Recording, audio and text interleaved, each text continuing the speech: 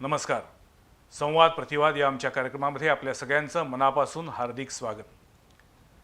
काही वर्षांपूर्वीचा काळ हा अत्यंत वेगळा होता. म्हणजे त्या काळातली SSC झाली तरीसुद्धा खूप शिक्षण घेतलं असं वाटायचं आणि सहज नोकरी मिळायची.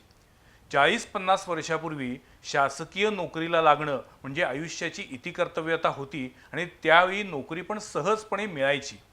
काळाच्या ओघामध्ये प्रचंड कॉम्पिटिशनचं जग आलेलं आहे आणि आता सध्याच्या काळामध्ये करिअर करायचं असेल तर उत्तम शिक्षण केलं पाहिजे. पण उत्तम शिक्षण म्हणजे काय? तर मला वाटतं की केवळ डिग्री असून सध्याच्या काळात चालत नाही, तर आता शिक्षणाच्या डिग्रीच्या बरोबरीनं कौशल्य हवं.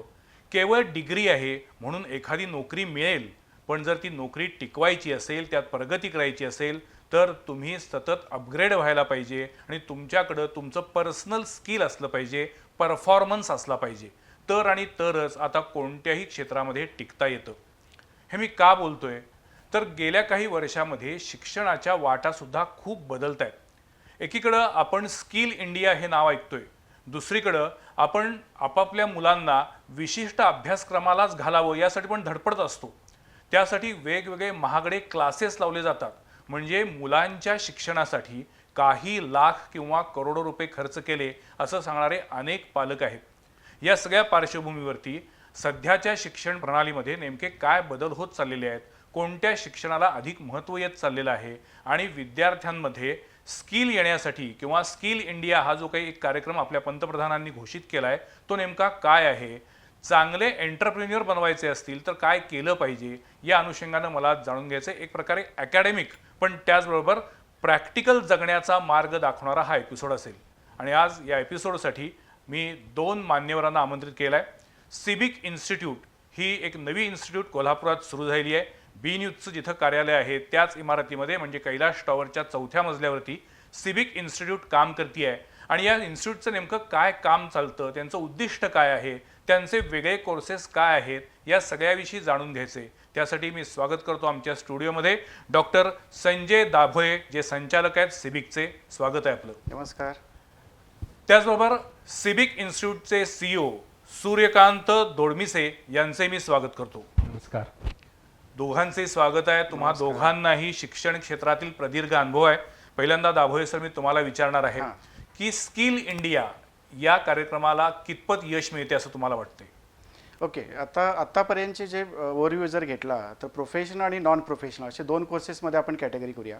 प्रोफेशनलमध्ये इंजिनिअरिंग असेल, MBA असेल, MBBS असेल, हेल्थकेअर असेल, हे सगळे प्रोफेशनलमध्ये कोर्सेस येतात. आणि नॉन प्रोफेशनलमध्ये ट्रॅडिशनल कोर्सेस असतात, म्हणजे BA, BCom, BSc हे कोर्सेस असतात.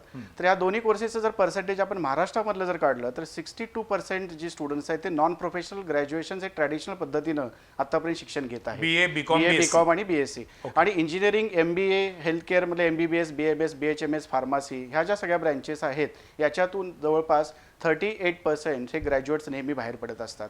पण आतापर्यंत कसं होतं की इंजिनिअरिंग केलं किंवा एखादी डिग्री मिळाली की आपल्याला नोकरी फिक्स होती. मी बऱ्याचशा HRशी ज्यावेळी इंटरॅक्ट झालो त्यावेळी मी त्यांना विचारलं की सर, याच्या आधी कंपन्यांचं लाईफ स्पॅन ठरलेलं असायचं की एखाद्या कंपनीत आपण जॉईन झालो की रिटायरमेंट तिथून फिक्स असं एक असायचं. फॉर एक्झाम्पल टाटा मोटर्स असेल, TCS, इन्फोसिस. पण आता ज्यावेळी IT, फार्मसी आणि हेल्थकेअर बूम झालं त्याच्यावेळी कंपनीचा स्पॅन सुद्धा आता ठरलेला नाही की 20 वर्ष ही कंपनी चालेल, नाही चालेल. मग अशा कोर्सेस करून जर आपण आपलं भवितव्य आपल्या पाल्याने घडवल्यानंतर त्याच्यावरती तो स्वतःचं गुजरान त्याच्या फॅमिलीला आणि सोसायटीमध्ये चांगलं त्याचं जर एक मानांकन किंवा मानस्थान मिळायचं असेल तर आता चालणार नाही आहे. आता आपल्याकडं काय स्किल आहे, काय कॉम्पिटन्सी आहे, ही तुमची कॉम्पिटन्सी तुमच्याजवळ आहे हे जाणून घ्यायला कोणाला वेळ नाही आहे. ती कॉम्पिटन्सी आपल्याला प्रेझेंट सुद्धा करता आली पाहिजे. आणि आपला स्किल सेट ज्या कंपनीला मॅच होईल अशा कंपनीमध्ये आपल्या चांगल्या पद्धतीची आणि चिरकाल टेकणारी नोकरी ही आपल्याला मिळणार आहे. त्यामुळे ट्रॅडिशनल एज्युकेशनमध्ये आत्तापर्यंत जे काय पालकांची जी काय वाटचाल असायची की मला इंजिनिअरिंग मिळालं, मला फार्मसी आता आहे, हेल्थकेअर मिळालं की माझ्या पाल्याला हे आता बाहेर पडल्यानंतर नोकरी मिळेल. पण सध्याचा जो काय ओढ असतो हा ग्रॅज्युएशन कमीत कमी कंप्लीट करायला 4 वर्षाचा कालावधी लागतो. या 4 वर्षाच्या कालावधीनंतर कशाला बूम राहील हा एक बेलशेप असतो. जसं मंदिरामध्ये घंटा असते अशा पद्धतीनं प्रोफेशनल एज्युकेशनमध्ये किंवा नॉन प्रोफेशनल एज्युकेशनमध्ये हा ग्राफ नेहमी खालीवर होत असतो. या ग्राफवर जर डिपेंड राहून आपण जर पुढे जाणार असेल तर आपल्याला कमीत कमी पुढच्या 10 वर्षाचा अंदाज घेऊन आता आपण निर्णय घेतला पाहिजे, ज्याला आपण दूरदृष्टी अशी म्हणतो. नाही, पण तुम्ही 4 वर्ष ग्रॅज्युएशनला कशी काय म्हणताय? 10वी नंतर किमान 5 वर्ष. येस, आता 10वी आणि 12वी नंतर मी जर कोर्स 3 वर्षाचा जरी पकडला BSc आपण किंवा इंजिनिअरिंग 4 वर्ष जरी पकडला तरी पहिले 2 वर्ष हे नेहमी जो जॉब मिळतो त्याच्यामध्ये मुलं इंटर्नशिप मिळतं, जे काय मिळतं त्याच्यात आपल्याला स्किल मिळवावं यासाठी आपली 2 वर्ष वाया घालवतात. पण याचा विचार करत नाहीत की ही 2 वर्षे त्यांची मिळाली किंवा ॲड झाली किंवा व्यर्थ गेली तर त्यांची काही रिटायरमेंट 62ला होणार नाही आहे, ती 60लाच होणार असते. त्यामुळे हा जो फायनान्शियल लॉस आहे हा आत्ताच्या पिढीमध्ये किंवा पालकांना आपल्या विद्यार्थ्यांच्यावरती की पाल्यावरती एक बुरदुंड दाखवायचं नसतं, एक दडपण ठेवायचं नसतो, म्हणून त्याला एक फ्री वेळ दिला असतो की वयाच्या 24-25 पर्यंत तू सेटल झालास तरी चालेल. पण ते करण्याऐवजी जर का आपण सुरुवातीलाच आपल्या पाल्याचा ओढ बघितला, त्याचा स्किल सेट बघितला, त्याचा अभ्यास केला, एक दूरदृष्टी बघितली आणि त्याच्यानंतर जर का आता पुढच्या 10 वर्षामध्ये जे काही स्किल आहे किंवा ज्याला आपण स्टार्टअप म्हणतो या खऱ्या अर्थानं काय आहे याच्याबद्दलची थोडीशी माहिती मला वाटते आपण त्याच्याकडे येणार आहे. पण त्यापूर्वी मला सूर्यकांत सर तुम्हाला विचारायचं आहे, तुमच्या व्हिजिटिंग कार्डवरती तुम्ही सिबिकचे बिझनेस इन्क्युबेटर असं म्हटलेलं आहे. बिझनेस इन्क्युबेटर ही काय संकल्पना आहे? बेसिकली सांगायचं म्हणजे बिझनेस इन्क्युबेटर ही एक संस्था जी आपण इथं स्थापन केलेली आहे. यामध्ये ज्या मुलाला, ज्या विद्यार्थ्यांना किंवा पाल्याला स्वतःचा व्यवसाय जर करायचा असेल तर त्याच्यासाठी लागणारी इत्थंभूत माहिती की आता बऱ्याच वेळा कसं आहे की आपल्या वेस्टर्न महाराष्ट्रामध्ये बघितलं तर ही फॅसिलिटेशन कुठेच नाही आहे. बरेच मुलं आपल्या ह्याच्यामधले आहेत की आमचा ह्याच्यामध्ये उद्देश काय की ही जी मुलं बाहेर जाऊन नोकरी करतात त्याच्याऐवजी जर त्यांनी स्वतःचा व्यवसाय उभा केला तर चांगल्या प्रकारचा पैसा तो इथं कोल्हापूरमध्ये राहून जनरेट करू शकतो. मला आता हा प्रश्न विचारायचा होता की तुमचा फोकस मुलांना नोकरी मिळवून देण्यावरती आहे की स्वतः उद्योजक म्हणून त्यांना पायावरती उभं करण्यावरती आहे? तर सिबिक इन्स्टिट्यूट ऑफ टेक्नॉलॉजी आणि Siddham innovation and business incubation centre या दोन्ही एकच संस्था आहेत. तर याच्या माध्यमातून आमच्या डोक्यात असा प्लॅन आहे की त्यानं नोकरी करणारा होण्यापेक्षा नोकरी देणारा कसा होऊ शकतो हा एक मूळ उद्देश आहे. आणि त्यामध्ये आम्ही सिबिक बिझनेस इन्क्युबेटरद्वारे त्या इन्स्टिट्यूटमध्ये येणारी जी मुलं आहेत त्यांना स्वतःचा व्यवसाय ह्या शिक्षणाबरोबर स्वतःचा व्यवसाय करून पुढं स्वतःचं लॅब कशी काढता येईल किंवा स्वतःचा व्यवसाय पुढे कसं घेऊन 4 लोकांना नोकरी कशी देता येईल हा मूळ उद्देश हा सिबिक बिझनेस इन्क्युबेटरचा आहे. आता सरांनी ग्रॅज्युएशन मला ऍड करायची होती. आता आपले सगळे पालक बऱ्यापैकी ग्रामीण भागातले आहेत आणि इन्क्युबेशन हा शब्द जरासा नव्यानं आहे.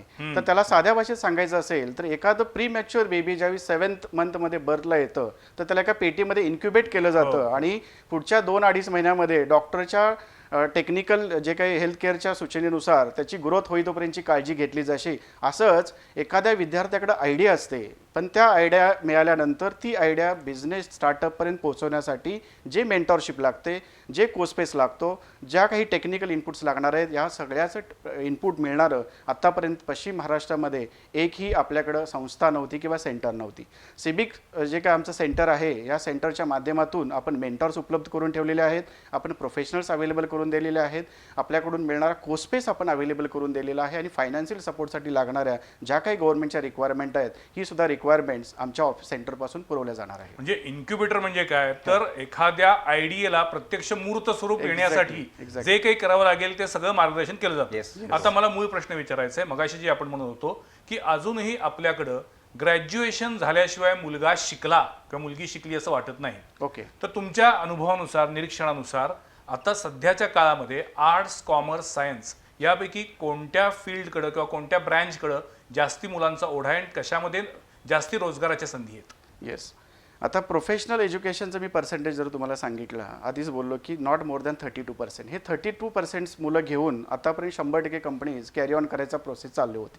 पण आता हेल्थकेअर आणि फार्मास्युटिकल्समध्ये जर आपण बघितलं तर BSc आणि BCom एखाद्या कंपनीमध्ये आपण अकाउंटन्सी रिलेटेड सगळ्या गोष्टी आणि हेल्थकेअर रिलेटेडच्या ज्या BSc रिलेटेड सायन्स बेस्ड ज्या गोष्टी आहेत याच्यासाठी मला वाटतं की सध्या कॉमर्स आणि जे काही आपल्याकडं सायन्स जी डिसिप्लिन आहे याच्यामध्ये थोडंसं जर आपण टेक्निकल इनपुट्स किंवा स्किल्स जर विद्यार्थ्यांना द्यायची संधी उपलब्ध करून दिली तर मला वाटतं हे जे 62% मॅनपॉवर किंवा हेल्थकेअर जे आपली यूथ आहे ह्या हेल्थकेअरला एक जॉब मिळून जाईल किंवा व्यवसायासाठी सुद्धा त्यांना मोठ्या प्रमाणामध्ये संधी उपलब्ध करून मोठ्या प्रमाणामध्ये त्याची इकोसिस्टम पण आपल्याला करता येईल, कारण आपला जो स्टेक होल्डर आहे तो 62% आहे. मला एक मूलभूत प्रश्न विचारायचा आहे की तुम्ही कॉमर्स आणखीन सायन्स बद्दल बोलताय, हे सांगणारे अनेक लोक आहेत. हो, पण आर्ट्सकडं मुद्दाम दुर्लक्ष केलं जातं किंवा आर्ट्सच्या मुलांकडे तेवढं ते करिअर ओरिएंटेड आहेत असं मानलं जात नाही, असं का? आर्ट्सला तेवढं महत्त्व नाही आहे? नाही, आर्ट्समध्ये आपण जर बघितलं तर आतापर्यंतच्या गोष्टी ज्या असतात म्हणजे आपल्या ज्या काही मराठी साहित्यिक रिलेटेड ज्या गोष्टी असतात याच्यावरतीच आतापर्यंतचा सिलेबस आलेला आहे.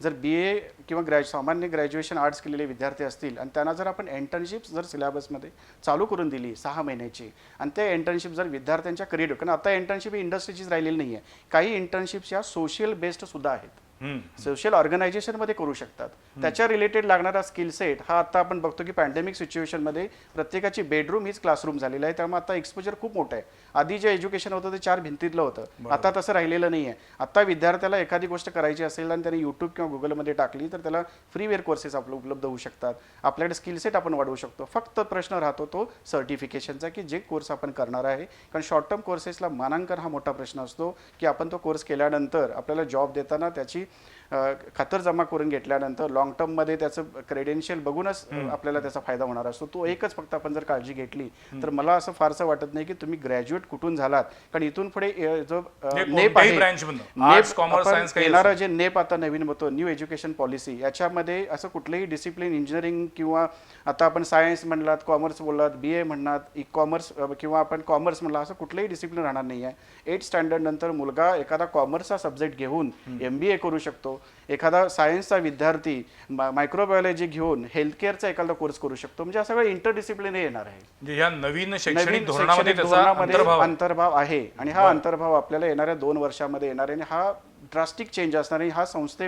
ज्या संस्थेमध्ये याचं बऱ्या चांगल्या पद्धतीनं उपलब्ध करून देऊन त्या पद्धतीने विद्यार्थ्यांना जर वाव करून दिला तरच पुढच्या पिढीसाठी हा खूप चांगल्या पद्धतीचा नेप खऱ्या अर्थानं वापर करून एक चांगले व्यावसायिक बनवू शकतात. मी म्हणतो की आपण आता नोकरी हाच विषय ठेवायचा नाही आहे, कारण पुढच्या 10 वर्षामध्ये जी काही सिस्टम आता प्राईम मिनिस्टरनेही 15 ऑगस्टचा जो काही आपला भाषणामध्ये त्यांनी बोललो होतं की पुढच्या 10 वर्षामध्ये जी काही इकोसिस्टम असणार आहे ती फक्त स्टार्टअप बेस्ड सिस्टमच असणार आहे. तर ह्या संधीचा म्हणजे याचा फायदा असा म्हणतो की याच्या आधी गव्हर्नमेंट डॉक्युमेंटेशनमध्ये आपली खूप प्रोसेस जायची, वेळ जायची, आपल्याला नको वाटायची एक गोष्ट करताना. पण आता सिंगल विंडो कारणाने हा जो हेडॅक आहे तो खूप कम्प्लीट झालेला आहे. ऑनलाईन पोर्टलमध्ये हा आपल्याला इझिली कुठं बसूनही आपण अप्लाय करून आपल्याला जे काही अप्रुव्हल्स आहेत ते गव्हर्नमेंटच्या अप्रुव्हल्सही मिळणार आहेत, गव्हर्नमेंटच्या फॅसिलिटीज मिळणार आहेत, फंड अवेलेबल आहे, फंड त्याच्याबद्दल माझे खूप आक्षेप आहेत, त्याकडे नंतर येऊया. पण सूर्यकांत सर, तुम्ही साधारण किती वर्ष शिक्षण क्षेत्रात आहात? मी गेली 22 वर्षे माझ्या स्वतःच्या व्यवसायामध्ये आणि या शिक्षण क्षेत्रामध्ये काम करतोय. बेसिकली माझं जे लर्निंग आणि जे काही टीचिंग आहे हे पूर्ण मी इंजिनिअरिंग एज्युकेशन आणि इतर एज्युकेशन ह्याच्यामध्ये लक्ष देत गेलो. जसं आता तुम्ही आर्टचं सांगितलं सर की याच्यामध्ये माझा आतापर्यंत ह्याच्यामधला अनुभव जो आहे ते आर्टच्या मुलांना जर स्किलचं जर नॉलेज दिलं, जे आता आम्ही सिबिक इन्स्टिट्यूटतर्फे जे काही कोर्सेस उभा केलेत ते नॉलेज दिलं तर तो आर्टचा मुलगा खरोखर इंजिनिअरिंगच्या मुलग्यापेक्षा चांगला बिझनेस उभा करू शकतो. का? कारण त्याच्याकडे मल्टीडिसिप्लिनरी नॉलेज आहे की त्याच्याकडे प्रत्येक क्षेत्रामधलं ज्ञान घेण्याची क्षमता आहे आणि ते ज्ञान घेऊन तो परत रिटर्न कसं देऊ शकतो. तर ही त्याच्यामध्ये एक चांगली भावना निर्माण होऊन तो बिझनेस आणि व्यवसाय पुढे चांगल्या पद्धतीने करू. मी तुम्हाला हा प्रश्न अशासाठी विचारला की आता जे नवीन शैक्षणिक धोरण येणार आहे त्याच्याबद्दल प्रचंड चर्चा सुरू आहे. काही जणांचं समर्थन आहे, काही जणांचा विरोध आहे. पण तुम्ही दोघंही या नवीन शैक्षणिक धोरणाकडे कसं बघता?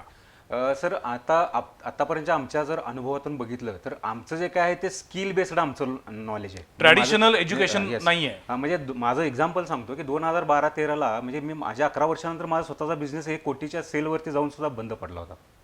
मग ह्यावेळी मी दुसऱ्या कॉर्पोरेट क्षेत्रामध्ये जाऊन नोकरी करण्यापेक्षा मी कुठं चुकलो हे जर मी मुलांना इथल्या आपल्या वेस्टर्न मार्केटला सांगत बसलो तरी सुद्धा त्यांचा उद्योग व्यवसाय वाढीस लागू शकतो. यासाठी आम्ही ध्येय ठेवून चालू केलो.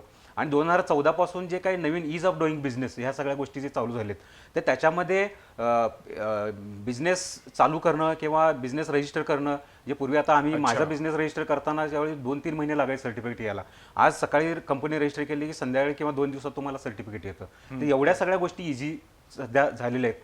आणि ऑनलाईन पद्धतीमुळं मुलांना सुद्धा स्वतःच्या व्यवसायासाठी लागणारं जे काही लोन आहे किंवा स्वतः व्यवसाय सीड फंडिंग आहे हे सुद्धा इझिली अक्वायर करू शकतो. कसं इझिली म्हणताय तुम्ही दोघं? पण मुद्रा लोनसाठी अनेक जण राष्ट्रीयकृत बँकांमध्ये जातात, बँका लोन देत नाहीत, खोटी लोन प्रकरणं दाखवतात आणि मुद्रा लोन मिळत नाही. याच्याबद्दल अनेक विद्यार्थ्यांची तक्रार आहे.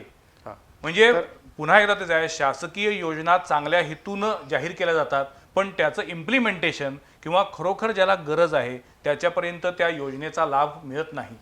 याच्याबद्दल एक पॉईंट ॲड करायचं की आतापर्यंत लोकांनी जे फायनान्स घेतलं, ज्या कारणासाठी घेतलं, त्या कारणासाठी न वापरता जी सबसिडीज गव्हर्नमेंटकडे मिळते, मे बी 25% असेल, 35% असेल, तर ही सबसिडी घेतल्यानंतर आपल्याला तो प्लांट हा एकतर अवेलेबल दिसेल, पण तो वर्किंग असायचा नाही किंवा तो असायचाही नाही.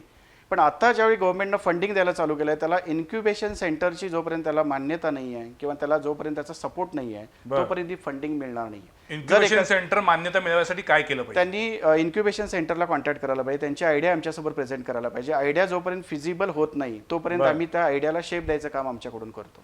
आणि ती आयडिया ज्यावेळी फिजिबल होईल त्याच्यावेळी ज्यावेळी ती प्रेझेंट केली जाईल, ती फायनान्स मिळाली जाईल, त्यावेळी ती समाज म्हणजे ॲक्च्युली खऱ्या अर्थानं स्टार्टअप म्हणून एक चांगल्या पद्धतीने व्यवसाय करू शकतो. आतापर्यंतच्या आयडिया काय होत्या की प्रोजेक्ट रिपोर्ट कॉपी पेस्ट करायचा आणि फंड घ्यायचं आणि पुढे जायचं, मग त्याची व्हायबिलिटी बघितली जायची नाही. म्हणून आता जर एखाद्यानं प्रोजेक्ट तुम्ही म्हणलात की मुद्रा लोन असेल किंवा आणि SMMEचं लोन असेल, याला जर एखाद्या इन्क्युबेशन सेंटर थ्रू जर सर्टिफिकेशन झालेलं असेल तर त्याला 100% गव्हर्नमेंट किंवा बँक ही पॉझिटिव्ह राहते. सर याच्यामध्ये एक गोष्ट ऍड करायची की तुम्ही जसं म्हटलं मुद्रा लोनचा प्रॉब्लेम आहे किंवा CMEGPचा प्रॉब्लेम आहे, तर माझं एक जस्ट एक्झाम्पल सांगतो की तो जो व्यावसायिक आहे ज्याला स्वतःला व्यवसाय करायचा आहे, तर त्याच्याकडे जे काही नॉलेज पाहिजे होतं ते नॉलेज नसते. आता ह्याच्यामध्ये आम्ही काय केलं की मी एक सांगलीला एक कंपनीला मदत केली की नवीनच तो जस्ट ग्रॅज्युएट झाला होता. मी स्वतः बँकेच्या मॅनेजरकडे गेलो सांगलीमध्ये की हा मुलगा हुतकोर आहे, ग्रॅज्युएट झालेला आहे, चांगल्या पद्धतीने व्यवसाय करू शकतो. त्याला 3 महिने मी वेगवेगळ्या कंपन्यांमध्ये जाऊन व्हिजिट करायला सांगितलेत आणि त्याने व्हिजिट करून ते कस्टमरची लिस्ट घेऊन आलेलं आहे आपल्याकडे, त्याच्याकडे बिझनेस कसा आहे. तर हा फ्लोनं ज्यावेळी त्यानं ते बिझनेस प्रेझेंट केला तर बँकेने त्यांना लोन सँक्शन केलं आणि आज बघितलं सर 24 आवर त्याची कंपनी सध्या चालू आहे. 6 महिन्यापूर्वी जस्ट ओपनिंग झाली. याच्यामध्ये एक मूळ प्रॉब्लेम कुठं आहे की नॉलेज बेस्ड सिस्टीम नसल्यामुळे तो प्रॉब्लेम येतो ॲक्च्युली. आणि दुसरी गोष्ट कशी आहे की मला जर त्याचं नॉलेज असेल तर बँक अधिकारी हे लोन द्यायला त्यांना भाग पडतं आणि द्यायलाच पाहिजे. जर नॉलेज नसेल म्हणजे मला ज्या क्षेत्रामध्ये काम करायचंय, ज्या क्षेत्रातली कंपनी सुरू करायची आहे, त्याचं प्रॅक्टिकल नॉलेज मला माहिती पाहिजे, म्हणजे त्याचा स्किल सेट पाहिजे त्याच्याकडे. म्हणजे आता माझं स्वतःचं उदाहरण सांगतो की मी ज्यावेळी पहिला व्यवसाय मी सांगलीमध्ये चालू केला, म्हणजे साधारणतः 2002-3च्या दरम्यान चालू केला, तर मी PMKVYच्या ह्याच्यामध्ये जे प्रधानमंत्री रोजगार योजना होती त्याच्यामध्ये मी स्वतः बँकेमध्ये गेलो, इंडियन बँकेमध्ये प्रेझेंट केलं. मॅनेजरने मला त्यावेळी 82,000 लोन दिलं. माझ्याकडे काही हे नव्हतं, पण माझी कपॅसिटी, माझं क्रेडेन्शियल बघितलं आणि ते मी लोन परतफेड करू शकतो याची त्यांना गॅरंटी आली. त्यांनी मला दिलं त्यांनी लोन आणि मी परतफेड केलं. मग हा जो कॉन्फिडन्स आहे हा यूथने द्यायला पाहिजे. त्याच्यासाठी आम्ही या संस्थेची स्थापना केली की जेणेकरून त्याच्यामध्ये जे काही गॅप्स आहेत ते गॅप्स आयडेंटिफाय करून त्याला सांगून मग ती फाईल तयार करून जर प्रेझेंट केली तर 100% मला सांगतो की बरेच जे काही आत्ता सध्या 10-20% जे प्रोसेसिंग होण्याचे जे चान्सेस आहेत ते 50%च्या वरती जाऊ शकतात. पण मग सिबिक ही इन्स्टिट्यूट जी आहे ही फक्त असे अकॅडमिक कोर्सेस घेत नाही, तर त्या मुलांना व्यवसाय उभा करण्यासाठी पण मार्गदर्शन करते. एकदम व्यवसाय उभा करण्यासाठी आहे ते आहे. आणि जर त्याला स्वतःची स्पेस पाहिजे असेल, आता बऱ्याच वेळा काय होतं की पहिले 3 वर्ष म्हणतो की बिझनेस सेट व्हायला वेळ लागतो, तर आमचं म्हणणं कसं आहे की 3 वर्ष नाही, एकाच वर्षामध्ये बिझनेस सेट व्हायला पाहिजे त्याचा. मग त्याच्यासाठी त्याला लागणारी जी स्पेस आहे ती स्पेस सुद्धा सिबिक बिझनेस इन्क्युबेटर देते त्यांना. नाही, स्पेस म्हणजे फिजिकल स्पेस, जागा त्याला देते आणि आम्ही त्याला मेंटॉरिंग करतो की जेणेकरून त्याचं फेल्युअर होऊ नये म्हणून. मग तो आमच्या अंडर मेंटॉरिंग केल्यामुळे त्याचं 1 वर्षामध्ये त्याचं कॅल्क्युलेशन कळतं की अशा पद्धतीनं त्यानं पुढे जायला पाहिजे, त्या पद्धतीने होतं. आता आमच्याकडे जवळ 25+ स्टार्टअपला आम्ही मेंटॉरिंग करतोय. आमच्याकडे जवळ 4 कोवर्किंग स्पेस पार्टनर आहेत की त्याच्यामध्ये जर बघितलं नाही, ही जरा तुमची कन्सेप्ट वेगळी आहे, मला पण ती समजून घ्यायला थोडा त्रास होतोय. कारण आतापर्यंत कॉम्प्युटरचं ट्रेनिंग देणारे कोर्सेस, एव्हिएशनचं ट्रेनिंग देणारे कोर्सेस, म्हणजे वेगवेगळ्या पद्धतीचे जे कोर्सेस आलेले होते किंवा ज्या इन्स्टिट्यूट आलेल्या होत्या त्यांनी काय केलं, अकॅडमिक शिक्षण दिलं, त्याचं सर्टिफिकेट दिलं आणि मग त्यानंतर त्या मुलांनी स्वतःच्या पायावर उभं राहण्यासाठी त्यांना सोडून दिलं. बरोबर. त्यानंतर ती मुलं खरोखर यशस्वी झालीत का, जे शिक्षण घेतलंय त्याचा त्यांच्या व्यवसायात खरोखर उपयोग होतोय का, हे कुठे तपासलं जात नाही. पण तुमचं म्हणणं असं आहे की तुम्ही हे सगळं तपासताय, हे तुमचं वेगळेपण आहे. पण मग सिबिक मुळात कोर्सेस कोणते घेतले? आता सिबिक इन्स्टिट्यूट बद्दल मी काही ॲड करतो की आत्तापर्यंतच्या आपण सगळ्या इन्स्टिट्यूट जर बघितल्या, प्रोफेशनल असतील किंवा नॉन प्रोफेशनल असतील, याला कुठंही इंटर्नशिप किंवा कंपन्यांच्या आणि सिलेबस आणि युनिव्हर्सिटी किंवा बोर्डचा सिलेबस याच्यामधला गॅप अद्याप मी गेले 13 वर्ष HGM पॉलिटेक्निकला प्रिन्सिपल म्हणून फाउंडर प्रिन्सिपल आहे. मला वाटते मल्टिपल डिसिप्लिनरी कॅम्पसेस आम्ही तिथे उभा केलेत. मग त्याच्यामध्ये फार्मसी, इंजिनिअरिंग, नर्सिंग, पॅरामेडिकल असे सगळे कोर्सेस आम्ही उभारलेत. हे उभा करत असताना मला लक्षात आलं की अजूनही तो गॅप कमी झालेला नाही आहे. एक वेगळी संकल्पना म्हणून स्टार्टअप सिस्टम असणारी आणि त्या स्टार्टअपना स्किल नॉलेज प्रोव्हायडर असं आम्ही त्याला नाव दिलं की ॲक्च्युली कंपनीला ज्याची गरज असते ती जर आपल्याला कॉम्पिटन्सी व स्किल जर स्टुडंट्सना दिली तर इमिजिएटली त्यांची प्लेसमेंट होऊ शकते. कारण मी याच्या आधी पण वाक्य म्हणलं होतं की माझी कॉम्पिटिशन स्किल ज्या कंपनीला मॅच होईल अशा ठिकाणी माझं सिलेक्शन होणार असतं. मुलं काय करतात, मी नेहमी म्हणतो की कंपनी विद्यार्थ्यांना सिलेक्ट करत नसते, म्हणजे विद्यार्थी कंपन्यांना सिलेक्ट करत नसते, कंपनी विद्यार्थ्यांना सिलेक्ट करत, जर का स्किल सेट मॅच झाला असेल तर. तर आम्ही काय केलं की आमच्याकडे जे काही स्टार्टअप्स कनेक्टेड आहेत, आता आमच्याकडे 25 एक स्टार्टअप्स कनेक्टेड झालेले आहेत. म्हणजे काय आहेत स्टार्टअप्स? म्हणजे आता जे काही आयडियाज ज्या लोकांच्याकडे होते त्यांनी स्वतःची आयडिया घेऊन आता कोस्पेसमध्ये कंपनीज अजून फायनल कंपनीजमध्ये गेलेले नाही आहेत, पण अजूनही ते डेव्हलपिंग स्टेजमध्ये आहे. त्याला म्हणून आपण स्टार्टअप हा शब्द दिलेला आहे. तर ह्या 25 स्टार्टअपशी आपण एक कोलॅबोरेटिव्हली एमओयू साईन केले आणि हे एमओयू साईन केल्यानंतर आम्ही लॉकडाऊनमध्ये कोल्हापूरमध्ये कशाची नीड आहे किंवा कुठले कोर्सेससाठी यांना टायर 1, टायर 2, दिल्ली, पुणे, हैदराबाद, मुंबई अशा ठिकाणी जाऊन कोर्सेस करायला लागतात, याचा एक सर्वे केला. आणि हा सर्वे केल्यानंतर पहिल्यांदा आम्हाला असं आढळलं की लॉकडाऊनमध्ये सगळ्या गोष्टी ह्या आपल्याला डोअर स्टेपला मिळायला लागल्यात. मग ते ग्लोसरी असेल, क्लोथ्स असतील, मेडिसिन्स असतील, वॉट एव्हर मे बी. मग आम्ही विचार केला की कुठल्याही कंपनीमध्ये supply chain management, raw material आणण्यापासून ते प्रोडक्शन कस्टमरपर्यंत पोहोचवण्यापर्यंत ह्या सगळ्या सिस्टममध्ये जर आपण बघितलं की प्रोडक्शन प्लॅनिंग कंट्रोल ज्याला म्हणतो, त्याचा मेन हार्ट जो असतो तो सप्लाय चेन मॅनेजमेंट असणारा सप्लाय चेन मॅनेजमेंट. हा जो मॅनेजर आहे, एखादं प्रॉडक्ट हे लोकांपर्यंत पोहोचण्यासाठी रॉ मटेरियल जी काही त्याच्या मागची सगळी प्रोसिजर आहे. अच्छा. आणि दुसरं की लॉजिस्टिक, की तुम्ही बाय रोड जाणार आहात, बाय ट्रेन जाणार आहात का बाय एअर जाणार आहात. तर हा असा पहिला आम्ही ऍडव्हान्स डिप्लोमा कोर्स आणला. अच्छा, त्याचा डिप्लोमा कोर्स तुमच्याकडे? आम्ही असा डिप्लोमा कोर्स आणला की ज्याचा advance diploma in supply chain management and logistic असा हा कोर्स देणारी महाराष्ट्रामध्ये आपली कोल्हापूर जिल्ह्यामधली पहिली संस्था आहे. याच्यासाठी 12वी पास, BA झालेले स्टुडंट्स किंवा BCom झालेले एनी ग्रॅज्युएट हा कोर्स करू शकतात. हा कोर्स कुठलाही कोर्स आम्ही डिझाईन करत असताना आमच्या लक्षात आलं की प्रोफेशनल एज्युकेशनमध्ये 6 ते 8 आठवड्याची इंटर्नशिप आहे. 6 ते 8 आठवडे, नॉट मोर दॅन दॅट.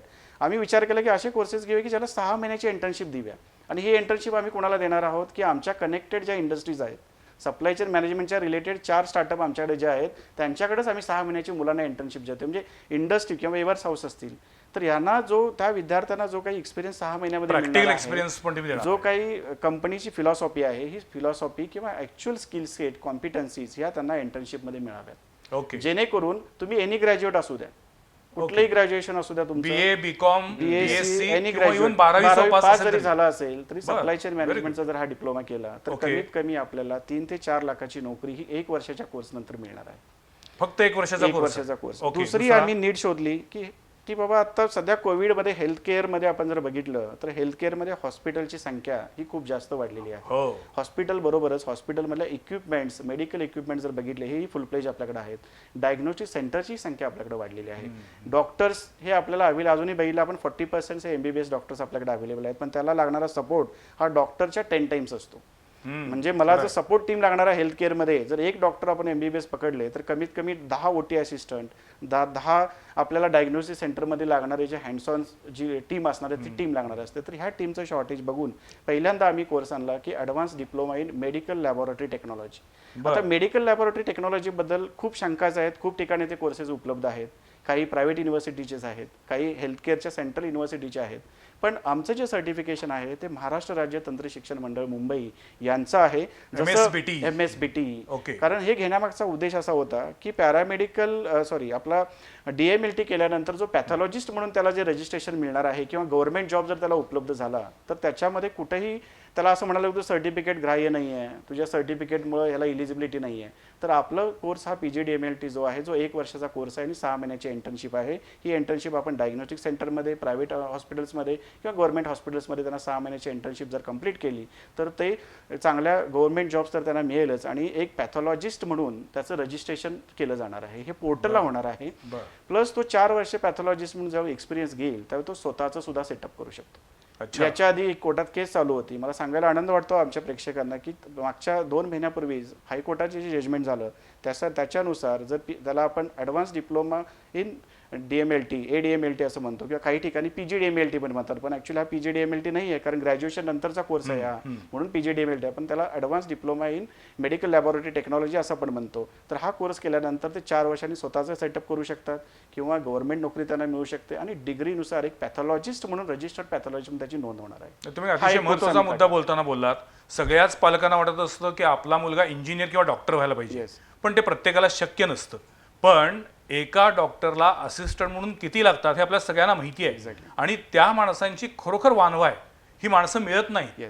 आणि अशामध्ये खूप चांगलं करिअर होऊ शकतं हे आणि असे कोर्सेस आता कोल्हापुरात पण सुरू झाले. येस. अजून एक सर मला कोर्स सांगायचा आहे की आता हेल्थकेअरमध्ये मेडिकल इक्विपमेंट्स हे खूप कॉस्टली असतात कारण सगळे इम्पोर्टेड असतात. हो हो. आणि दुसरीकडे आपण बघितलं तर ITI electrical electronics, diploma electrical electronics किंवा इंजिनिअरिंग केलेले इलेक्ट्रिकल इलेक्ट्रॉनिक्स हे जे आमचे अभियंताज असतील, टेक्निशियन्स असतील, हे खूप मोठ्या प्रमाणात अवेलेबल आहेत. पण हे लोक मेडिकल इक्विपमेंट्स मेंटेनन्स करू शकत नाहीत. का करू शकत नाही आहेत? कारण त्यांना हेल्थकेअरचं कुठलंही इनपुट नसतं. बरोबर हेल्थ केअर किंवा अॅनाटॉमीच्या कुठल्याही गोष्टी त्यांना माहिती नसतात. त्यामुळे ते हात लावताना ते घाबरणार. बरोबर. तर ही त्यांचा फोबिया काढावा याच्यासाठी आपण एक advance diploma in medical equipment maintenance हा 6 महिन्याचा कोर्स आहे, ज्याच्यामध्ये आमचे डॉक्टर्स त्यांना अॅनाटॉमी शिकवणार, त्यांना मेडिकलचे कॉन्सेप्ट शिकवणार, ज्या काही इक्विपमेंट्स आहेत त्याच्यावर हँड्स ऑन एक्सपिरियन्स करून घेणार, की जेणेकरून जे माझी आता अभियंताज असतील, टेक्निशियन्स ऑलरेडी टेक्निकली ते काही रिपेअर करू शकतात, पण हेल्थकेअरला हात लावताना त्यांचा जो फोबिया हा रिमूव्ह करण्याचं काम हे आम्ही ह्या कोर्सच्या माध्यमातून करणार आहोत. अच्छा. याच्यासाठी ITIs, डिप्लोमा होल्डर्स आणि इंजिनियर्स हे ॲडमिशन घेऊ शकतात. म्हणजे जो आपण म्हणतो 10-15% आर एम्प्लॉयबल इंजिनियर्स किंवा डिप्लोमा होल्डर्स म्हणतो, त्याला हा आपण 6 महिन्याचं जर त्यांना इनपुट्स दिलं आणि त्यांना इंटर्नशिप आपण हेल्थकेअरमध्ये जर दिली तर मला डॅम शुअर आहे की ते खूप चांगल्या पद्धतीनं, जर आता सिटी स्कॅन मशीनचं प्राईस आपण बघितलं तर 1.5 CR आहे आणि एक दिवस जर ते हॉस्पिटलमध्ये बंद राहिलं तर मला वाटतं डॉक्टरपासून किंवा पेशंटला जो इनकन्व्हिन्स होणार आहे, आणि हा इनकन्व्हिन्स फक्त काय होते की ती आपल्याकडे टेक्निकल मेंटेनन्ससाठी जी मॅनपॉवर आहे ती खूपच शॉर्टेज आहे. पण अशा ज्या ही जी मोठी महागडी मशिनरी असते येस, त्यांच्या कंपन्यांकडनं त्यांना एक बॅकअप असेल ना. तो जो संख्या आता बघितली कोविडमध्ये सर, आता आपल्याकडे सिमेंट्स कंपनी आहे जे आपल्याला मशीन उपलब्ध करून देते आणि त्याच्यासाठी मला वाटतं मॅक्झिमम हैदराबादमध्ये इम्पोर्ट केलं जातं. अच्छा. आणि मशीन्स इम्पोर्ट करून अवेलेबल केलं जातं, पण त्याचा मेंटेनन्ससाठी त्यांना कॉल बुक केल्यानंतर कमीत कमी 8 दिवस लागतात. आता आमचं 100 बेडचं हॉस्पिटल आहे, तिथून मला जे इनपुट मिळालं की कॉल रजिस्टर केल्यानंतर आपला 8 दिवसांनी येऊन तो रिपेअर करून जाणार. मग 8 दिवस ते मशीन बंद ठेवायचं का?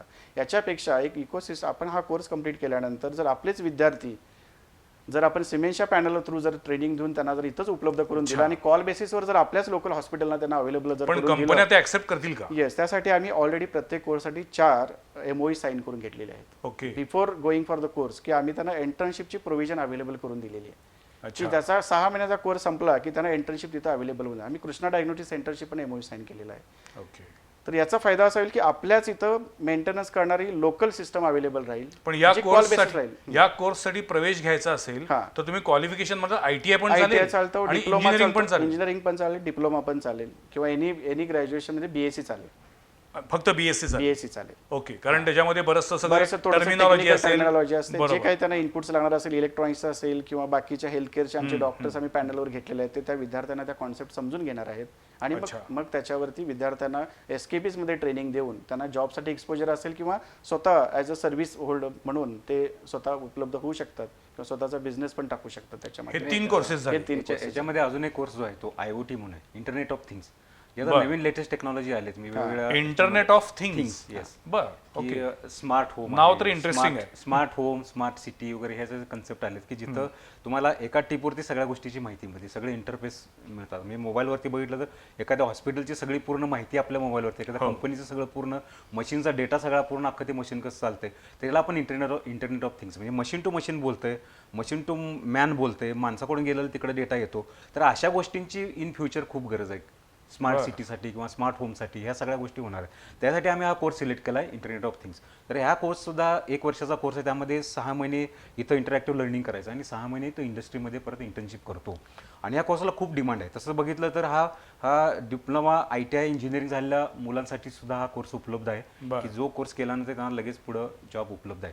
तर पण इंटरनेट ऑफ थिंग्स हा कोर्स केल्यानंतर कोणत्या प्रकारचा जॉब मिळू शकतो? येस, आता मी ऍड करतो त्याच्यात. जसं आपण म्हणतो की internet change the world. Internet ज्यावेळी आलं 3rd जनरेशन इंडस्ट्रीमध्ये, तर त्यानंतर आपण म्हणलं की सगळं जग हे एकत्र आलेलं आहे. असं कुठेही लागले की मी रुरलमध्ये आणि आम्ही ग्लोबलमध्ये आहे, खऱ्या concept च राहिली अर्थानं नाही. जग हे वैश्विक Connect खेळ आहे Exactly. हे या इंटरनेटने दाखवून दिलं. एक्झॅक्टली. तसंच IoT विल रिचेंज द वर्ल्ड. रिचेंज म्हणजे काय म्हणतोय मी की याच्या आधी आपण डिस्कशन दोघं करतोय, पण आता डिपार्टमेंटमध्ये डिस्कशन आलं का? कारण इंडस्ट्री 4.0 ही सायबर बेस्ड आहे. म्हणजे काय, इंटरनेटला वायफाय कनेक्टेड ऑल डिपार्टमेंट्स बरोबरच मशीन सुद्धा कनेक्टेड आले.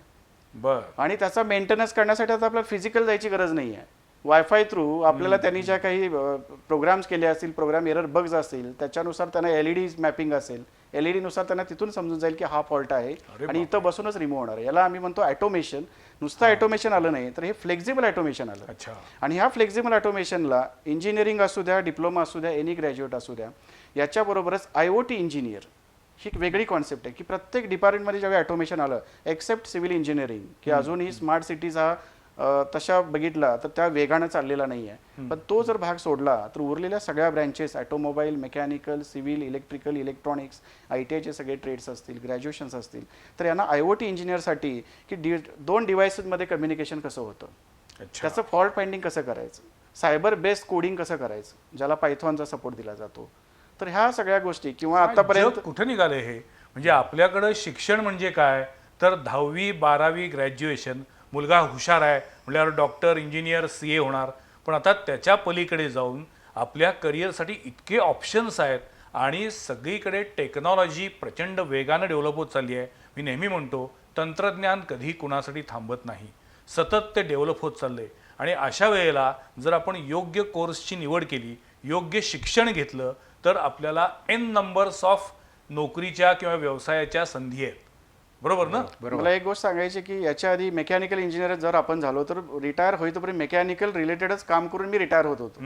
आता असं राहिलेलं नाही आहे. बरोबर. तुम्ही मेकॅनिकल असाल तरी तुम्हाला कम्प्युटरची माहिती असायला पाहिजे, इलेक्ट्रॉनिक्सची माहिती Right, असली अगदी, पाहिजे. अगदी. So it's world's interdisciplinary. हो. त्याच्यामुळं तुम्ही प्रोफेशनल एज्युकेशनमध्ये आहात का तुम्ही साधं ट्रॅडिशनल BSc BCom केला आहात, ही कॉन्सेप्ट आता फारसं काय तसा मायने ठेवत नाही असं मला म्हणायचं आहे. नाही पण म्हणजे त्याच्या related जो- KIT मध्ये मेकॅनिकल इंजिनिअरिंग झालेल्या मुलांना TCS न नोकरीला घेतलंय.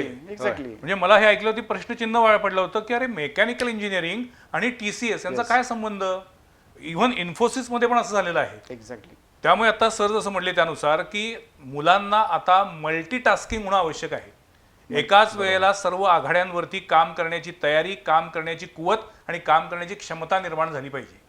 मला असं वाटतं की म्हणजे पालकांनी म्हणजे जो 7वी पासून 10वी पर्यंत किंवा 12वी पर्यंत जे काही आपण कोर्सेसच्या मागे लागण्यापेक्षा विद्यार्थ्याची बुद्धिमत्ता वाढवायला पाहिजे.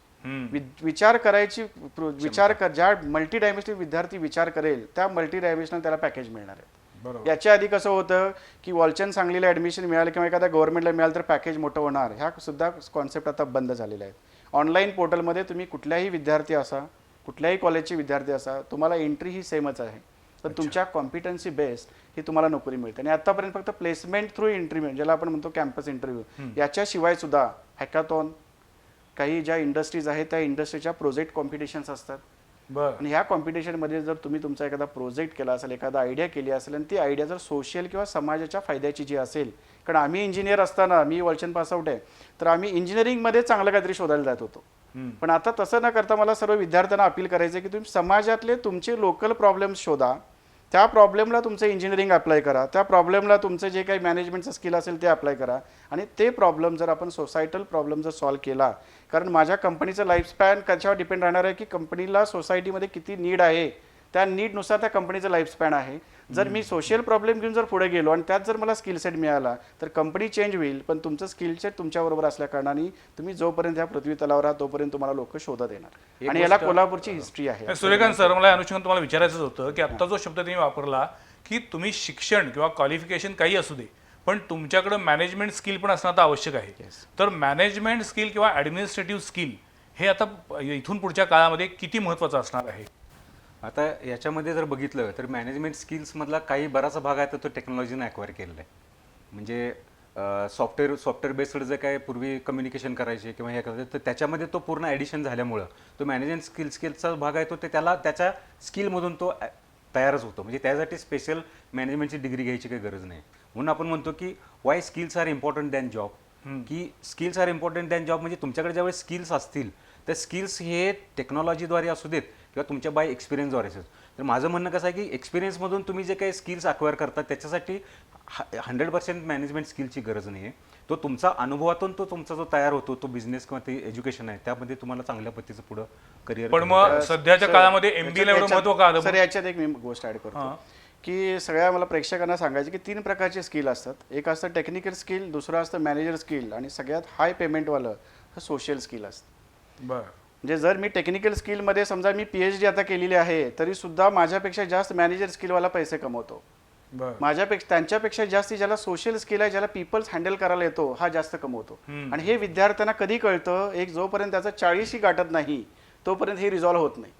आणि त्यानुसार आम्ही डेव्हलप होत नाहीये. म्हणजे मी आता प्रिन्सिपल झालो, ऍडमिनिस्ट्रेशन स्किल आले, परत तो झाला, पण हे कळायला आम्हाला 20-25 वर्ष गेले. अगदी. तर विद्यार्थ्यांना मला हे सांगायचं आहे की आपण टेक्निकल स्किल सुरुवातीला वयाच्या 17 वर्षापर्यंत आपल्याला ते स्किल मिळाल्यानंतर आपण मॅनेजर स्किल आणि पीपल स्किलला एकच गोष्ट करा की ॲटिट्यूड आणि ग्रॅटिट्यूड. मला वाटतं की जर माणसाची ग्रॅटिट्यूड वाढत चालली किंवा चांगल्या पद्धतीने जर विद्यार्थ्यांना ग्रॅटिट्यूडवर काम करायची सवय लागली आणि जी आता नाही आहे ती जर पाल्यांनी किंवा पालकांनी त्याच्याकडे लक्ष देऊन ग्रॅटिट्यूड जर वाढवली तर टेक्निकल स्किल असलेला माणूस हा मॅनेजरला असू द्या किंवा पीपल मॅनेज करायला असू द्या, हा मदत होऊ शकते. तर मला एकच मेसेज द्यायचा आहे की विद्यार्थ्यांच्या पालकांनी त्याची ग्रॅटिट्यूड जशी वाढेल, कारण आतापर्यंत आपलं सहकुटुंब परिवार असायचा, आजी आजोबा असायचे, ज्याच्यामुळे आपली ग्रॅटिट्यूड आता डेव्हलप झालेली आहे. आता ती थोडीशी जी फॅमिलीचा बॅकग्राऊंड मी घेतला तर थोडंसं ग्रॅटिट्यूड विद्यार्थ्यांना जेव्हा ऑब्झर्व करतो ती फार कमी असते किंवा लॅग असते. नाही, पण मग तुमच्या म्हणण्यानुसार मास कम्युनिकेशन ह्याला पण अधिक महत्त्व यायला लागलेलं आहे. म्हणजे मी त्या कोर्सच्या दृष्टीने म्हणत नाहीये, तर त्याचा एक भावार्थ लक्षात घेतला तर आपल्याला कशा पद्धतीनं परिस्थिती हाताळता येते, Yes. त्याचं कौशल्य आपल्याला कितपत आहे Yes. हे आता महत्त्वाचं बनलेलं आहे. Yes. म्हणजे केवळ डिग्री असून उपयोग नाही, केवळ तुम्ही एखाद्या टेक्निकल स्किल पुरतं मर्यादित असून चालणार नाही, Yes. तर त्याच्या बरोबरीनं कंपनी चालवायची असेल, 4 लोकांना नोकरी द्यायची असेल, त्यांना सांभाळायचं असेल तर या स्किलची पण आवश्यकता आहे. पण आता मला सिबिकमध्ये तुम्ही जे 4 कोर्सेस शिकवता त्याबद्दल माहिती दिली, Yes. पण मग या कोर्सेसमध्ये प्रवेश घेतलेल्या मुलांना पुढे त्यांना स्वतःच्या पायावरती उभं राहावं याच्यासाठी काय सपोर्ट केला जातो? येस, याच्यामध्ये आम्ही काय करतो की अर्न व्हाईन लर्न स्कीम. म्हणजे आतापर्यंत शिवाजी युनिव्हर्सिटीमध्ये मला वाटतं आपली जनरेशन जी असेल कमवा आणि शिका. कमवा आणि शिका जी होती त्या पद्धतीनंच आपण आता काम करतोय की ज्या विद्यार्थ्यांची फायनान्शियल कंडिशन नाही की आमची जी काय 30-35 हजार फी वर्षाची कोर्स आहे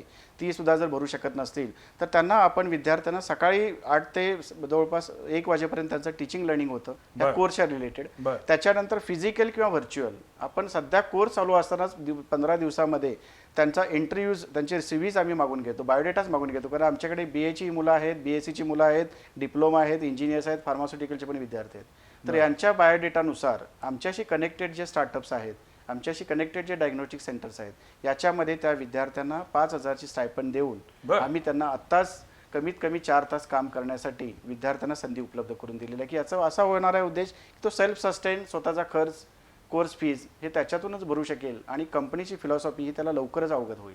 या दोन्ही गोष्टी त्यांना हा झाला शिक्षण घेतानाचा भाग. Yes. पण शिक्षण पूर्ण झाल्यानंतर त्याच्या- त्याला त्याची स्वतःची कंपनी सुरू करायची आहे, हा. व्यवसाय सुरू करायचा आहे. तर मगाशी तुम्ही सांगितलं तुम्ही त्याला जागा देण्यापासून सुरुवात Yes, करता, yes, yes. पण त्याला त्याच्या कंपनीच्या अनुषंगानं ऑर्डर्स मिळतील किंवा त्या कंपनीच्या पुढे जाण्यासाठी काही प्रॉब्लेम्स आले, हर्डल्स आली तर ते सोल्युशनसाठी पण मदत करता का? Yes sir. आता जर बघितलं तर सिबिक बिझनेस इन्क्युबेटर ह्या क्षेत्रामध्ये सर्वांना मदत करतं.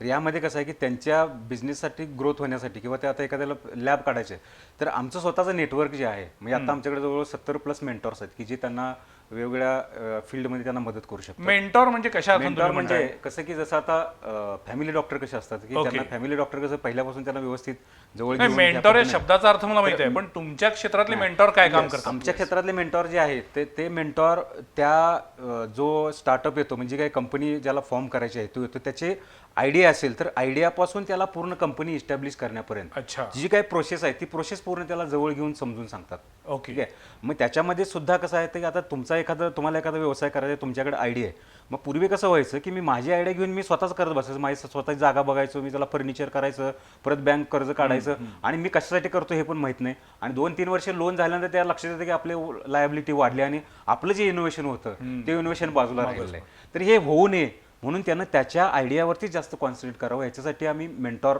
असाइन करतो की जेणेकरून त्याच्या थोडक्यात बिझनेस काय करावं आणि काय टाळावं काय टाळावं हे सांगणारी अजून व्यक्ती. त्याच्यात असं होतं सर की एखादा आयडिया ही प्रोडक्ट पर्यंत नेण्यापर्यंत माझं स्किल, मी सांगितलं की आतापर्यंत मी इलेक्ट्रिकल इंजिनियर असेल तर मला तीच कॉन्सेप्टमध्ये माझी प्रोफिशियन्सी होती. मी मेकॅनिकल असेल ती प्रोफिशियन्सी होती, पण प्रोडक्ट कम्प्लीट करण्यापर्यंत जी काही मला गोष्ट लागणार ती इंटरडिसिप्लिन लागणार आहे. मग त्याच्या रिलेटेड लागणारे जे एक्सपर्ट्स असतील, टेक्निकल एक्सपर्ट्स असतील किंवा तुमचे ॲडमिनिस्ट्रेटिव्ह रिलेटेड डॉक्युमेंटेशन असेल. आता एखादा स्टार्टअपचं समजा डॉक्युमेंटेशन बनवायचं असेल तर ती डॉकची प्रोसेस काय आहे, तर ह्या रिलेटेड लागणारे एक्सपर्ट्स म्हणजे मेंटॉर्स. आणि ही टीम आपल्याकडे अवेलेबल आहे, म्हणजे केमिकल पासून ते इंजिनिअरिंगच्या सगळ्या ब्रँचेस पर्यंत. म्हणजे त्याच्यामध्ये जर बघितलं तर चार्टर्ड अकाउंटंट आमच्यावर कनेक्टेड आहेत, कंपनी सेक्रेटरी आहेत की जी कंपनी रजिस्टर कशी Yes. केली जाते आणि आम्ही आमच्या सिबिकच्या माध्यमातून ह्या सगळ्या लोकांना मेंटॉर बोर्डमध्ये आणून त्यांना कमीत कमी खर्चामध्ये कसं त्यांचा पुढे व्यवसाय रजिस्टर करता येईल, कंपनी रजिस्टर करून कसं देता येईल, ह्या सगळ्या गोष्टी आम्ही पूर्ण कटाक्षानं लक्ष देऊन करतो. त्यामुळं तो ज्यावेळी एखाद्या ह्याचं जर स्वतःची कंपनी रजिस्टर करायची असेल किंवा त्याला स्वतःची वेबसाईट बनवायची असेल तर ती इनॉस फॅसिलिटीजून सुद्धा आमच्या टीम एक्सपर्टद्वारे दिले की जेणेकरून त्याचा बाहेर जो खर्च जास्त येतो तो खर्च कमीत कमी व्हावा यासाठी सिबिक बिझनेस इन्क्युबेटर मदत करतो. शेवटच्या टप्प्यात आपण आलोय. मला थोडक्यात माहिती द्या. स्टार्टअप इंडिया हे पण सगळ्यांना नाव ऐकलेलं आहे. एखादा व्यवसाय नव्यानं सुरुवात करणं म्हणजे स्टार्टअप. एवढंच त्याची व्याख्या आहे की स्टार्टअप इंडियामध्ये काही वेगळ्या कन्सेप्ट आहेत? स्टार्टअप इंडियामध्ये आता पूर्वी जर बघितलं तर आपण पारंपरिक व्यवसाय जे आहेत ते व्यवसायापेक्षा एक इनोव्हेटिव्ह अच्छा. इनोव्हेटिव्ह म्हणजे कसं आहे की आता सपोज इनोव्हेटिव्ह म्हणजे जास्त काही जगावेगळं इनोव्हेशन आणायला पाहिजे असं नाही. सपोज आता एखादी वस्तू मेडिकल डिव्हाइस आहे ती चायनामध्ये मॅन्युफॅक्चर होतं आणि लाखो डिव्हायसेस इंडियामध्ये येतात आणि ते जर एखाद्या स्टार्टअपने घेऊन ते डिव्हाइस इंडिजिनियस टेक्नॉलॉजीचा वापर करून म्हणजे इंडियामधल्या टेक्नॉलॉजी वापर करून स्वतः बनवलं तर ते कसं आहे ते मॅन्युफॅक्चरिंग इंडियामध्ये झालं आणि ते जर स्टार्टअप इंडियाद्वारे हे केलं तर त्याला आपण स्टार्टअप इंडियाद्वारे ज्यावेळी रजिस्टर करतो त्यावेळी त्याला गव्हर्नमेंटने एक फॅसिलिटेशन ठेवलेलं आहे की त्याला एक सर्टिफाय झाला की तो पुढं वेगवेगळ्या स्कीमसाठी आपलं ॲप्लिकेबल होतो, वेगवेगळ्या इन्क्युबेशन सेंटरच्या फंडिंगसाठी तो जाऊ शकतो की जेणेकरून जिथं जिथं गव्हर्नमेंटचे फंडिंग अवेलेबल आहे तिथं तो भारतामध्ये कुठेही बसून ते रिकग्नाइज झालं तर तो कुठेही त्यांना ऍप्लिकेशन करतो. पण ते सर, फंडिंग याला म्हणजे थोडंसं काय? थोडंसं ऍड कर्ज. करतो मी. आता कसं आहे की आयडिया घेण्यासाठी सुद्धा आयडिया थॉन्स ऑर्गनाईज केले जातात. पहिले कसं पेपर प्रेझेंटेशन हो, असायचं, हो. क्विज असायची. किंवा आमच्याकडे पॉलिटेक्निकला मी शिकत असताना डिपेक्स असायचं. Yes yes, exactly. बरोबर. डिपेक्स मध्ये डिप्लोमाची याचा- सगळी मुलं याचा वेगवेगळ्या फायदा काय आयडिया होतो? आणि वेगवेगळे हां. प्रोजेक्ट सादर करायचे. इथं फक्त तुमची आयडिया जरी सिलेक्ट झाली तरी तुम्हाला फंड देण्यासाठी इन्क्युबेशन सेंटर्स आहेत. आता आमचं प्रायव्हेट इन्क्युबेशन सेंटर आहे पण आपल्याकडे शिवाजी युनिव्हर्सिटीला 5 कोटीचं फंड अवेलेबल आहे. ही आयडिया जर त्या आयडिया त्यांच्याकडे प्रेझेंट होऊन सिलेक्ट झाली तर इमिजिएटली सीड पण त्यांना मिळेल. तर सर सीड मनी हा कसा असतो की तो रिस्क मनी असतो गव्हर्नमेंटने दिलेला, त्याला तुम्हाला इंटरेस्ट नसतो किंवा त्याला पेबॅक नसतो. फक्त गव्हर्नमेंटने त्यांना काय सांगितलं की ही तुमची आयडिया आहे आम्ही रिकग्नाइज केल्या ह्याला तुम्हाला सीड फंड म्हणजे विद्यार्थ्यांच्या कल्पनांना वाव देण्यासाठी exactly. सरकारनं दिलेलं स्टार्टअप. पाठबळ. हां, साध्या सोप्या भाषेत आपण एक्झॅक्टली बोलूया. एक्झॅक्टली. तुम्ही जरा थोडंसं ते म्हणजे- टेक्निकली भाषेत yes. बोलताय पण साध्या सोप्या भाषेत बोलायचं झालं तर माझ्याकडे एखादी काही ती इनोव्हेटिव्ह आयडिया आहे, ती आयडिया मला डेव्हलप करायची आहे, त्याच्यावरती मला माझा व्यवसाय करायचा आहे, Correct. तर त्याला शासनानं दिलेलं पाठबळ. एक्झॅक्टली. म्हणजे आता कसं व्हायचं 2015ला आपण बघितलं की इंडिया स्टार्टअपमध्ये 9 नंबरला होतं, बँगलोर टॉपला होतं, पुन्हा ते फॉल्स डाऊन झालं. याचं मेन कारण असं होतं की फिजिबल आयडियाज नव्हत्या. Ideas are there but it is feasibility will not check. त्या प्रत्यक्ष इम्प्लिमेंट होतील अशा एक्झॅक्टली. नव्हत्या. म्हणून 2018 नंतर काय करण्यात आलं की त्यांना आयडिया थ्रू आयडिया सिलेक्ट करण्यात आल्या आणि त्या आयडियासाठी त्यांना फंड अवेलेबल करून दिला. That is for just implementation of that idea and check the feasibility with the incubation centre. पण मग सिबिक हे पण काम करते का? एक्झॅक्टली. इथं civic मेन मदत आमचा एमच आमचा एक्झॅक्टली हा आहे आणि वर्षाला 100 नवीन स्टार्टअप्स कोल्हापूरमध्ये चालू व्हावेत, हा आमचा मेन ऑब्जेक्टिव्ह आहे. बर. आणि स्टार्टअप आणि इनोव्हेशनमध्ये आपल्याला एज्युकेशन ही का इन्व्हेट करायचं आहे की ह्या सगळ्या पॅरलल प्रोसेसमध्ये जी मुलं आमची तयार होतील ती फक्त नोकरी देणारे म्हणजे करणारे असणार नाही आहे. तर त्यांना सुद्धा एखादी इकोसिस्टम जर कॅम्पसमध्ये आपली असेल तर ऑटोमॅटिकली बऱ्याचशा गोष्टी ह्या इनकल्केट होत असतात. कारण सोशल नॉलेज हे 20% ऑटोमॅटिकली इनकल्केट होत असतं. याच्यामध्ये एक गोष्ट ऍड करायची सर की आता मग तुम्ही स्टार्टअप इंडिया म्हटला तर स्टार्टअप इंडियाचे ॲडव्हान्टेज काय आहेत बघा की त्या मुलाला स्वतःचं रिकग्निशन मिळतं. आज बँक लोन देताना की माझ्या नावावरती किती प्रॉपर्टी आहे त्याच्या एक 70% 80% देता आणि वर्ष तुम्ही भरा. आज सपोज मला जर माझं इनोव्हेशन खूप चांगलं आहे आणि त्याला जर मला 100 कोटी रुपये लागणार असतील तर त्यावेळी मी कुठलं देणार? 100 कोटीच्या अगेन्स्ट मी 70 कोटी किंवा वरती जे 120 कोटीचं कुठलं प्रॉपर्टी आणणार? तर अशा इनोव्हेशनला स्टार्टअप इंडियामध्ये रिकग्निशन असेल तर त्याला फंडिंग एवढ्या लेवलला सुद्धा मिळू शकतं आणि मिळालेलं आहे. इव्हन आता सिबिक बिझनेस इन्क्युबेटर सुद्धा स्वतःचं फंड रेझिंग करतं. मी आता आमच्याकडे एक मेडिकल डिव्हाइस मॅन्युफॅक्चर करणारी कंपनी ज्यांचं NIT कलिकतमधलं एक स्टार्टअप आमच्याकडे रजिस्टर झाले की ज्यांना पश्चिम महाराष्ट्रामध्ये कुठं फॅसिलिटीज मिळणार पण आम्ही सिविक बिझनेस इन्क्युबेटरमध्ये दिलं आणि त्यांचं इनोव्हेशन बघितलं तर त्यांचं इनोव्हेशन काय आहे की डॉक्टरच्या समोर जी लाईन पेशंटची दिसते ती पेशंटची लाईन त्यांना कमी करायची आहे. अच्छा. तर त्याच्यामध्ये त्यांनी असं एक डिव्हाइस तयार करायला लागलेत की ते डिव्हाइस वायरलेसच्या प्लॅटफॉर्मच्या द्वारे इथं तुम्हाला लावलं की तुमच्या बॉडीचं टेम्परेचर असेल, SpO2 असेल, हे 3-4 पॅरामीटर आहेत. 3-4 पॅरामीटर डॉक्टरच्या डेस्कला जातात आणि त्याच्यावरून तो डॉक्टर डिसिजन घेऊ शकतो की बाबा कुठल्या पेशंटला अर्जन्सी आणि कुठल्या पेशंटला क्या बात अर्जन्सी नाही. तर हे डिव्हाइस मॅन्युफॅक्चर इथं सिबिक इन्क्युबेटरद्वारे होणार आहे आणि याला पारसभाई ओसवाल साहेबांनी 1.5 लाखाचं फंडिंग, सीड फंडिंग म्हणून त्या स्टार्टअपला केलं आहे. तर एवढ्या चांगल्या गोष्टी आपल्या कोल्हापूरमध्ये इथे घडत आहेत. एक गोष्ट लास्टला मला अजून एक ॲड करायची आहे की शिवाजी महाराजांनी जशी हिंदवी स्वराज्याची स्थापना केली, शाहू महाराजांनी कोल्हापूरचा विकास घडवून आणला, तसं सिविक बिझनेस इन्क्युबेटरला पश्चिम महाराष्ट्रामध्ये एक मोठं स्टार्टअप हब म्हणून आम्हाला एक रिकग्निशन द्यायचं आहे की ज्याच्यातून आम्हाला एक कमीत कमी एक 100 सक्सेसफुल स्टार्टअप असतील की ज्या 100 सक्सेसफुल स्टार्टअप एक आमच्या इकोसिस्टममध्ये एक 100 कोटी टर्नओव्हर आणि एक पुढच्या एक 5 ते 6 वर्षामध्ये 5,000 पर्यंत एम्प्लॉयमेंट क्रिएट करतील. हा एक आमचा ऑब्जेक्टिव्ह घेऊन आम्ही पुढे सध्या चाललो. हेतू चांगला आहे. मला अगदी शेवटच्या 2 मिनिटांमध्ये मला माहिती हवी आहे, तुमच्याकडे जे कोर्सेस आहेत ते कमीत कमी 1 वर्ष ते 1.5 वर्ष या कालावधीचे Yes. त्याचं फीचं स्ट्रक्चर साधारण काय रेंज आहे फीची? हां, आता जे आपल्याकडे 3 कोर्सेस आहेत, advance diploma in medical equipment maintenance किंवा सप्लाय चेन मॅनेजमेंट किंवा advance diploma in internet of things, याची आपली सध्याची फी जी आहे ती 25,000 आहे फक्त? हो. आणि आपला जो मेडिकलचा कोर्स आहे advance diploma in medical laboratory technology, याची फी 30,000 रुपये आहे. म्हणजे ही हा पूर्ण 1.5 वर्षाची पूर्ण कोर्स पूर्ण कोर्स 1.5 वर्षाचा जो कोर्स आहे त्याची फी 30,000 आणि बाकीचे जे कोर्सेस आहेत 1 वर्षाचे त्याची 25,000 फीज आहे. क्या बात आहे. आणि मग हे कोर्स झाल्यानंतर पुन्हा त्या मुलांना येस कुठं ना कुठेतरी नोकरी मिळावी किंवा त्यांनी स्वतः स्टार्टअप सुरू करावा येस, यासाठी तुमचे मेंटॉर प्रयत्न करणार. इकोसिस्टम आपली ही चालूच असणार आहे. मला वाटतं सिविक इन्स्टिट्यूटनं कोल्हापुरात सुरू केलेला हा एक वेगळा प्रयोग आहे. म्हणजे सगळ्यांनीच नोकरी करून कसं चालेल, नोकरी देणारे पण पाहिजेत आणि ॲट द सेम टाइम जसं सुरुवातीला आपण म्हटलं की विशिष्ट क्षेत्रामध्ये मुलानं ॲडमिशन घेतलं की मग करिअर झालं असं आता नाही आहे. करिअरचे खूप ऑप्शन्स तयार झाले आहेत. म्हणजे गेल्या काही वर्षामध्ये इंजिनिअरिंगची कॉलेजेस झपाट्यानं निघाली पण तितकीच कॉलेजेस बंद पडली कारण विद्यार्थी नाहीत. दुसरीकडं असे अनेक कोर्सेस आहेत जिथे प्रचंड स्कोप आहे, नोकरीच्या संधी आहेत, अपॉर्च्युनिटी आहेत, मागणी आहे, पण त्या तुलनेमध्ये उमेदवार किंवा विद्यार्थी मिळत नाही आहेत. आणि त्या दृष्टीनं जगाची गरज आणि आपल्या इथल्या मुलांना करिअर ओरिएंटेड कोर्स असं दोन्हीचं कॉम्बिनेशन सिविकनं केलेलं आहे. एकूणच स्टार्टअप इंडिया असेल, इन्क्युबेशन असेल किंवा नवनवीन उद्योजक तयार करण्यासाठी सध्याच्या जगामध्ये काय केलं पाहिजे, कशाची गरज आहे, ट्रॅडिशनल कोर्सेस, ट्रॅडिशनल शिक्षण आणि त्याच्याबरोबरीनं आताच्या नव्या जगातील मागणी असलेलं शिक्षण याचं एक व्यवस्थित आपण म्हणू कॉम्बिनेशन हे या संस्थेनं घालून दिलेलं आहे. आज या एकूणच नव्या शिक्षण प्रणालीबद्दल या दोन्ही मान्यवरांनी माहिती दिली आणि अत्यंत सविस्तरपणे ते बोलले, याबद्दल मी त्यांचे आभार मानतो. थँक्यू. पुढच्या सोमवारी पाहायला विसरू नका आणखीन एका विषयावरील चर्चा संवाद प्रतिवादमध्ये.